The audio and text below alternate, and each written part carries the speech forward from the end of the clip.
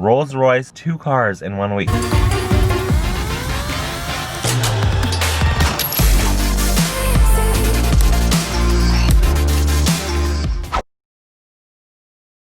Good morning! Welcome to my new car. Filming this literally at 6 a.m. I'm so tired.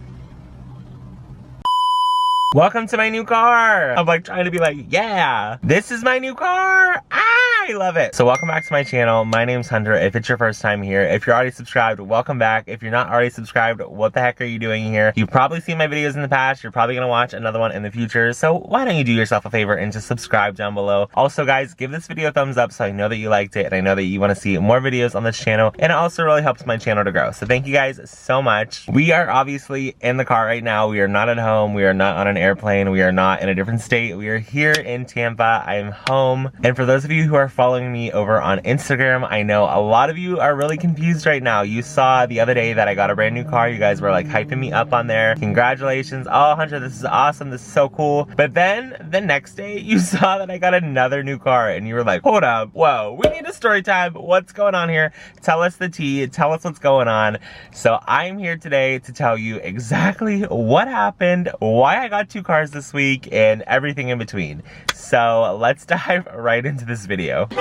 Get in, loser, we're going shopping. Last week we had to make the decision to get a new car. I really didn't want to. I wanted to keep my old car forever, but unfortunately we can't always do that. So we ended up having to trade her in, and I got my first brand new car ever. I've only bought used cars in the past. I've never bought brand new most of the time, just because used cars you can get a really good deal on them, and I'm not one to like, I'm not saying I'm frugal by any means, but I've just never really invested in a car, if that makes sense, which is dumb because I want this car to last me literally forever. I'm happy that we did invest in getting a new car. John has a new car, so it just made sense. But we ended up going to a Sun Toyota here on the west coast of Florida. I test drove Camry, Corolla, RAV4. I looked at the Venza, I looked at the Highlander. I looked at a bunch of different cars the other day, and my eye kept coming back to the RAV4, but the price was a little bit high. Like I said, I never had bought a new car before. I didn't really know too much about what I was doing. Thankfully, like John and his mom are like super helpful with that. They've bought a lot of new cars in the past, so they kind of had a really good idea of what I needed to do. After test driving all the cars in the first day, I said that I think I wanted to do the Corolla. We wanted to run some numbers, see kind of what incentives we could get on it, what we could get our monthly payment down to, especially. Ran the numbers on that, and I honestly was thinking to sign. I'm like, these are pretty good. All right, I'm gonna get the Corolla. I'm thinking in my head now, what color do I want? What exact model do I want? And then they came back with the numbers for the RAV4. Still kind of knowing in the back of my head though that I wanted the RAV4 a little bit more, but I knew the price was a lot more. Side note, Omar at Sun Toyota was incredible through this whole process. I've been to a lot of different car dealerships in the past where they make you feel pressure or make you feel like you just can't walk out if you can't make a deal. He's not like that at all. He definitely has your best interest in mind, and I'm not just saying that. Omar went back, ran some numbers with the finance department, and he was able to get me into a really good price for the RAV4. I agreed to it. I said, yes, let's get the ball rolling. I did the credit application and then all the other paperwork, and then I went back to the finance department, did all the extra stuff. Here's the part that you need to remember. John had to go to work, so John had to go to New Orleans, so he wasn't able to finish signing all the paperwork on the first day. So we were like, hey, when he comes back tomorrow, we'll come back and finish signing the paperwork. Okay, no big deal, whatever, you signed your half, he'll sign his the next day, no biggie. Post my picture on Instagram. You guys are all hyping me up down in the comments. Congratulations, this is so cool, this is awesome. And then the next day, you guys saw me with a whole different car, and you were like,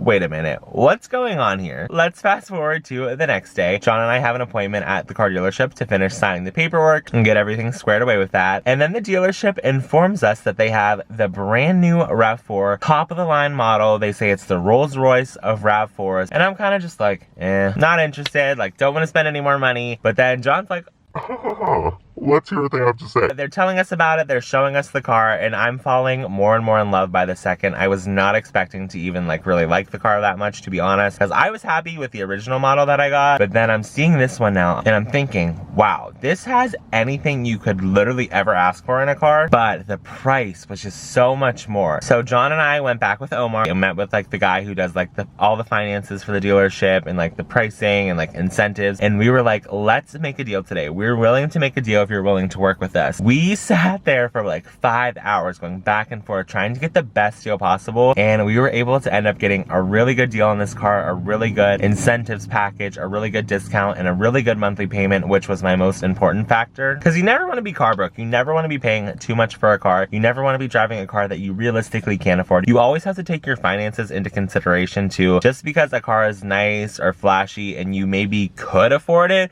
but then you're broke the rest of the month, you don't want to do something like that. You want to be comfortable. Financial stability. I'm not one to give a lot of advice on that, but that's my 2 cents. So we ended up making the deal. We signed all the paperwork the same day, and we were able to take this car home, and it is nothing short of incredible. I love this car. It's my first hybrid. It's my first, well, technically my second RAV4, but this thing is amazing. I think this car could definitely compete with some of the luxury cars that are on the market. It has every feature, like I said, you could imagine. It's so sleek. It's all redesigned. I'm obsessed.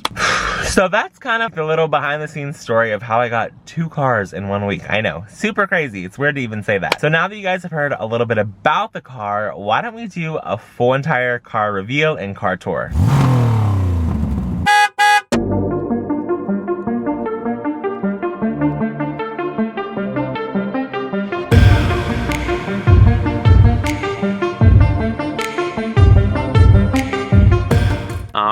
So here is the car. I'm obsessed with the color. It's white on black, which is really, really sleek and nice. The tires are also really, really shiny. I love like the hubcap or whatever that's referred to as now. This car has the LED headlights and also the fog lights down beneath, so that's really helpful in the dark. Has a really nice body shape and really nice style. I really enjoy it. So now that you've seen the outside of the car, why don't we take a peek inside? Dun, dun, dun, dun. Welcome to my new car. You guys can see the door here, a big huge speaker there. I love the seats in this car. They're a little more sporty than my last one. It has a blue on black kind of vibe. It's a black seat with the blue stripes. Look a lot more sportier, like I said, and really just a nice color. Sorry, my backpack's down there. You guys can kind of see like the full front view of the car. Then coming into the back seat is really spacious. I sat in here yesterday, it was really nice. The center console again in the back comes down, 2 cup holders. Then for anyone in the back seat, you can control your air, and then also this has 2 charging outlets, so if you want to charge your phone while you're back here. Ignore the change on the floor. I guess it's good luck to throw change on the floor once you get a new car. I didn't personally know that, but I definitely will leave that change there since it is for good luck. So for the trunk, it's really easy to open. You just push 1 button, and then bada bing, bada boom, this thing opens up for you. I think that's pretty standard nowadays though. Has a really big trunk. The salesman actually climbed inside so he could show me how big it was. This model though, which my last model did not come with, is this. Locks into place right there, so if there's anyone in the passenger seat, they can't really see what you're had in here in the trunk. So if you got a bunch of junk in the trunk, then you are good and no one's gonna see that. I personally don't ever really put that up now. Even though I've only had the car for 2 days, I don't really foresee myself using that a lot. And then underneath, this is 2 layers. There is a spare tire. There's also a charging outlet back here, which I thought was really interesting. And then this little cubby if you want to put like any groceries that you don't want to slide around in there. I love this for groceries. It really helps me so much. Then when you're ready to close it, just 1 tap of the button and you are good to go. This car is so silent when it turns on. Are you ready? It's gonna beep a few times and that's all.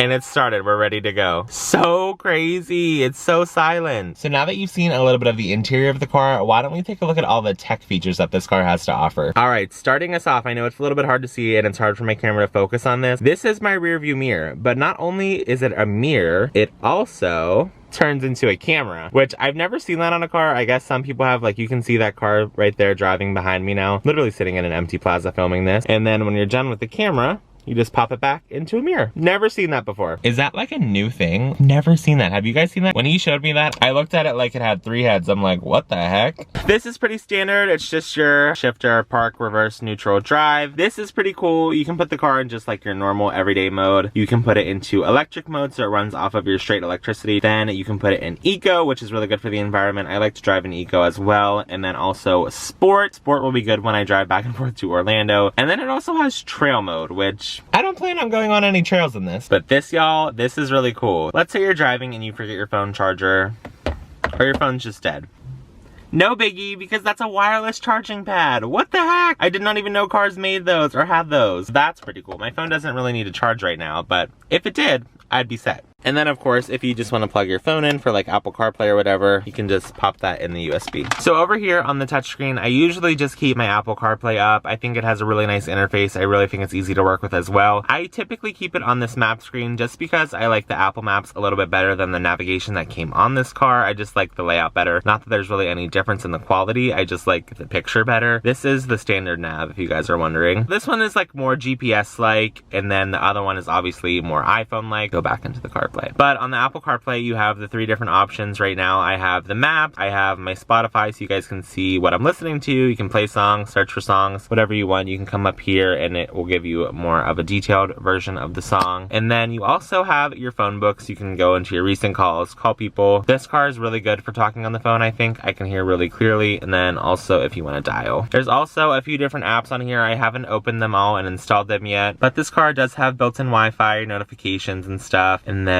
also has built-in Amazon Alexa. I have her turned off right now because I knew I was going to say her name. So you can ask her things like, Alexa, what's the weather today? And she'll obviously answer you. One thing I really like about this car though too is that it has dual-sided air conditioning units. So let's just pop this on real quick. Let's say I'm pretty comfortable with the air on 72, but the person in the passenger seat wants it on 65. You each have control of how hot you want your side of the car or how cold you want your side of the car, which I think is really cool. I've never really seen that on a car before. Again, remember, I don't really have new cars, so this might be standard, it might not be, but I thought that was a really cool feature. Coming over here to the steering wheel, pretty standard I would say. This is your lane assist. I think this works with the camera. There's a camera up here in this little box, helps you watch for oncoming cars and traffic. This you can toggle, but whoopsie, did not want to turn the radio on. That toggles between the different modes of radio, so if you want to listen to XM, if you want to listen to FM, whatever you want to listen to, obviously to switch songs, switch stations, cruise control. Then over here you have your voice command button, volumes. Oh my god, sorry, my hands were like sweating. This looks really bad on camera. If you want to make a phone call, go back in the menu, and then this button right here, if you press it, it toggles through all these different menus on my dash. On the actual dash itself, in the right corner, you can see it has the actual gasoline, full and empty, of course, the temperature of your car. Then here in the middle, this is all digital. It kind of looks like it would be like the standard like little needle that goes up and down, but it's actually just touchscreen. Shows you obviously how fast you're going, how much gas you have left, gas mileage, and like I showed you earlier, there's a lot of different stuff you can like toggle around on here. And then over here you can see it has 4 different things. I'm not exactly 100% sure what they all mean. I know that obviously CHG is charging, and when the car is in park it does charge itself. So right now the car is charging while we film this. Then it shows you if you're driving in eco mode or power mode, or if you're just the car's off. So that's pretty cool. Never seen that on a car. Obviously, I've never drove a hybrid either. Also, 2 standard cup holders, and then this is your center console. It also does have 2 more USB outlets, so you could be charging technically 4 devices in the front of the car at once. 2 in here, actually 5. 2 in the console, 1 on the pad, 1 in this USB, and then 1 in that little power outlet. And how could I forget this? The best part, we have a sunroof in this car. So you guys, that is the majority of my car. I hope you guys liked it. I hope you guys liked this video as well. If you did, please make sure to give it a big thumbs up for me. Leave me a comment down below. I respond to all of your comments, whether they're good, bad, ugly, whatever the case may be. Let me know down in the comments what your favorite mode of transportation is or how you get around. And I will see you guys next time. Bye.